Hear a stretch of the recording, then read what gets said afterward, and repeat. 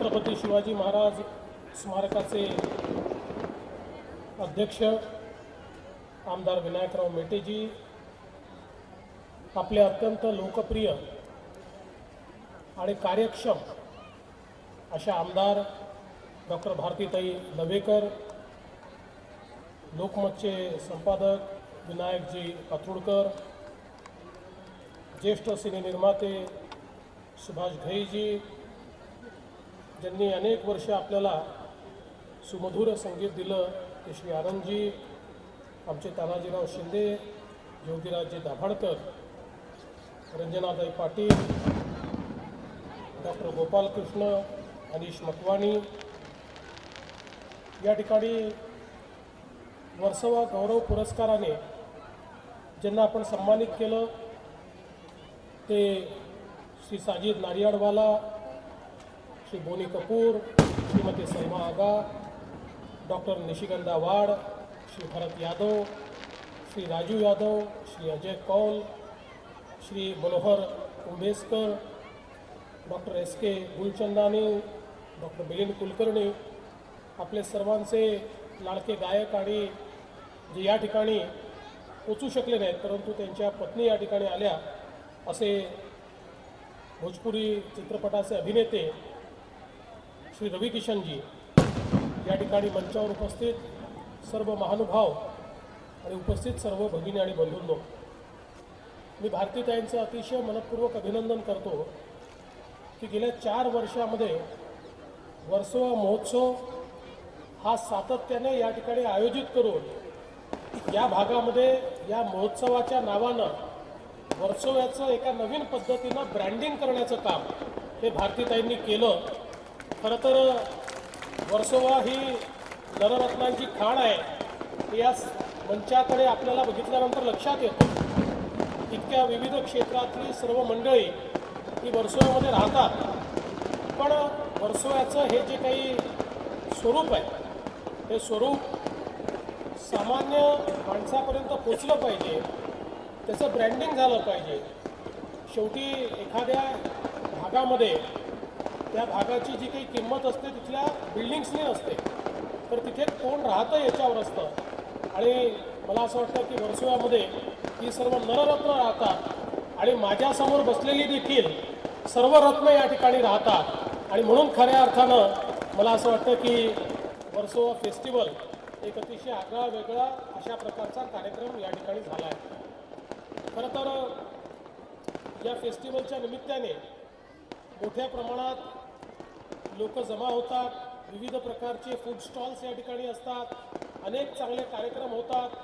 इथला जो local talent आहे त्या टॅलेंटला देखील मोठ्या प्रमाणात वाव मिळतो.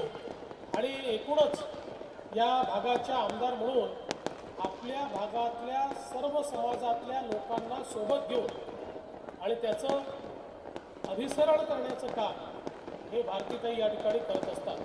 अरे आवाज कमी करून द्या.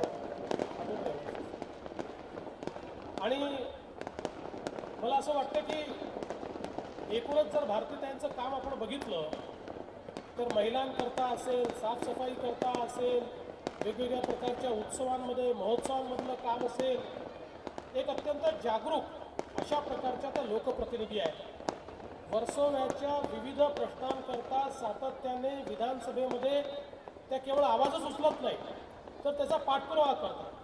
आज ज्या अनेक बाबी त्यांनी सांगितल्या आणि त्या प्रत्येक बाबीचं क्रेडिट त्यांनी मला दिलं, हे माझं क्रेडिट बिलकुल नाही.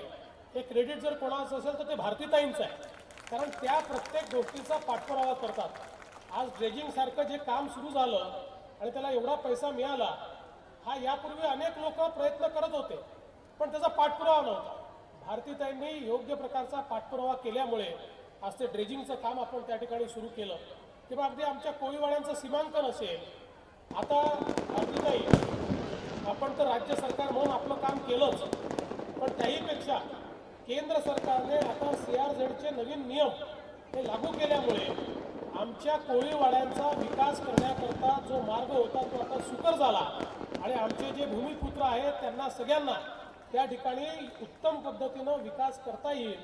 आणि त्यातनं मला असं वाटतं की त्यांच्याही जीवनामध्ये एक मोठं परिवर्तन हे आपल्याला घडवता येईल. आज खरं तर ज्या गोष्टी झाल्या त्या देखील भारतीताईंनी सांगितल्या आणि अनेक गोष्टींची मागणी देखील त्यांनी केली. आणि साहजिकच आहे की ज्यावेळी राज्याचा मुख्यमंत्री या ठिकाणी येतो त्यावेळी त्याच्यासमोर जर मागण्या मांडल्या जाणार नाहीत तर कधी मांडल्या जातील. पण भारतीताई तुम्ही काळजी करायचं कारण नाही आहे. यापूर्वी देखील तुम्ही जेवढ्या मागण्या मांडल्या त्या प्रत्येक मागणीला आम्ही सकारात्मकच होकार दिलेला आहे. त्याच्यामुळे याही मागण्या तुम्ही ज्या मांडलेल्या आहेत मग ती पोस्ट ऑफिसच्या संदर्भात असो की एस्केलेटर तर आपली मंजूरच झाली आहे.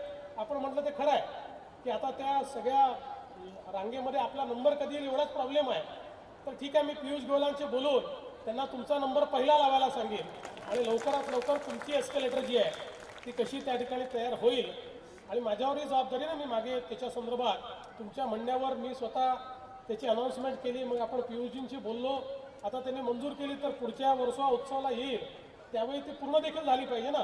नाहीतर लोक म्हणतील दरवेळेस येतात आणि नुसत्या घोषणा करून जातात. पण एक गोष्ट अजून मला या ठिकाणी सांगितली पाहिजे की आज वर्सोवा महोत्सवाकरता मी आलो तर मला 1.25 तास लागला. मंत्रालयातून मी निघालो, पण 1-2 वर्षामध्ये मी मेट्रोने या ठिकाणी येईल ते मला फार वेळ लागणार नाही. आणि साधारणपणे 2023 साली मी मंत्रालयातनं निघेल, कोस्टल रोडने वरईला येईल, वरई बांद्रा सी लिंकनी बांद्र्याला येईल आणि बांद्रा वर्सोवा सी लिंकनी वर्सोव्याला येईल. म्हणजे केवळ मात्र 30 मिनिटामध्ये मी नरिमन पॉईंटपासून आपल्या कार्यक्रमाला या ठिकाणी येणार आहे. त्यामुळे पुढच्या 5 वर्षाच्या कार्यक्रमाचं बुकिंग आजच मी घेतलेलं आहे आणि त्या कार्यक्रमांना मी या ठिकाणी निश्चितपणे येणार आहे. आणि मला विश्वास आहे की तुमच्याच नेतृत्वात, कारण तुम्ही इतकं चांगलं काम करताय की वर्सोव्याची जनता ही तुमच्या पाठीशी निश्चितपणे उभी राहणार आणि त्यामुळे तुमच्याच नेतृत्वात हा कार्यक्रम हा या ठिकाणी होत राहील. खरं तर आज मंचावर ज्यांचा आपण सत्कार केला ही सर्व मंडळी अशी आहेत की यांच्या प्रत्येकाबद्दल जर बोलायचं झालं तर आपल्याला एकेका व्यक्तीबद्दल तासनतास बोलता येईल. इतकं मोठं काम या प्रत्येकाने आपल्या क्षेत्रामध्ये केलं आहे. आणि खरं तर इथे तर मगाशी काय आपले बेटे साहेब म्हणाले की बॉलिवूडचा हब तयार करा. जिवंत हब तुमच्याकडे असताना नवीन हब मागता कशाला? वर्सोव्यामध्येच बॉलिवूड आहे, त्याच्यामुळे बॉलिवूडचा जिवंत हब तुमच्याकडे आहे. त्यामुळे दुसरा हब करण्याची आवश्यकता नाही आहे. तथापि जरूर त्या संदर्भात काही आपल्याला विचार करता आला तर आपण करूया. मी या निमित्ताने भारतीताईंची फार मागणी होती की SVP नगर ते अमरनाथ नगर या अमरनाथ टाऊन या पुलाचं आज भूमिपूजन व्हावं. पण भारतीताई, माझा एक नियम आहे, मी नियम तोडून काही भूमिपूजन करत नाही. हे खरं आहे की ह्या जो पूल या ठिकाणी होतोय भारतीताईंनी पाठपुरावा केला त्यामुळेच हा पूल होतोय. मी स्वतः त्यांच्या पाठपुराव्यानंतर जे आयुक्त आहेत त्या आयुक्तांना सांगितलं की कुठल्याही परिस्थितीत तुमच्या बजेटमध्ये हा त्या ठिकाणी पूल घ्या आणि हा पूल पूर्ण करा. आणि त्यामुळे तुम्ही काळजी करू नका, मी आलो नाही तरी देखील त्याचं क्रेडिट तुमचं आहे, ते दुसऱ्याला नाही आहे, कारण पाठपुरावा तुम्ही केलेला आहे त्याच्या संदर्भातला. मला असं वाटतं की आपण तसे भारतीय जनता पक्षात आपलं एक ठरलेलं आहे, काम करत जायचं. क्रेडिटचं आपण कधी चिंता करत नाही. क्रेडिट लोक आपल्याला देत असतात कारण लोकांना माहिती असतं. आता आम्ही अनेक कार्यक्रम करतो, अनेक कामं करतो, दुसरेच लोक जाऊन नारळ फोडून टाकतात. पण लोकांना समजतं नारळ फोडल्याने काही कोणाचं स्वामित्व कोणाला मिळत नाही. त्यामुळे या पुलाचं क्रेडिट पूर्ण तुमचं आहे, ते तुम्हालाच मिळेल. आणि योग्य वेळी त्याच्या संदर्भातलं जे काही काम आपल्याला पुढचं करायचं आहे ते देखील आपण करू. आपल्या स्टेडियमच्या संदर्भात देखील मी MMRDAला कळवलेलं आहे की MMRDAने त्या संदर्भात लक्ष घालावं. जरूर ते काम देखील या ठिकाणी आपण निश्चितपणे करू. मी पुन्हा एकदा आपल्या सगळ्यांना अतिशय मनपूर्वक शुभेच्छा देतो. सर्व वर्सोवा गौरव पुरस्कार प्राप्त असलेल्या आमच्या या नररत्नांना या ठिकाणी मनपूर्वक शुभेच्छा देतो आणि त्यांनी अशाच प्रकारे आपल्या जीवनामध्ये उत्तमोत्तम कार्य करावं अशा प्रकारच्या शुभेच्छा देऊन आपल्या सर्वांची रजा घेतो. जय हिंद, जय महाराष्ट्र.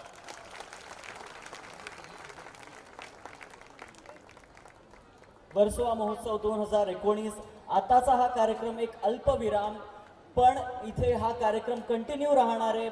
ऑर्केस्ट्रा, आपली सगळी कलाकार मंडळी इथे आहेत. आलेल्या आजच्या सर्व प्रमुख पाहुणे आणि सर्व आपल्या गेस्टना धन्यवाद पुन्हा एकदा. आणि आता आपण ऑर्केस्ट्रा, कलाकार आणि वर्सोवा फेस्टचे इतर सर्व कार्यक्रम याचा आस्वाद घेऊया.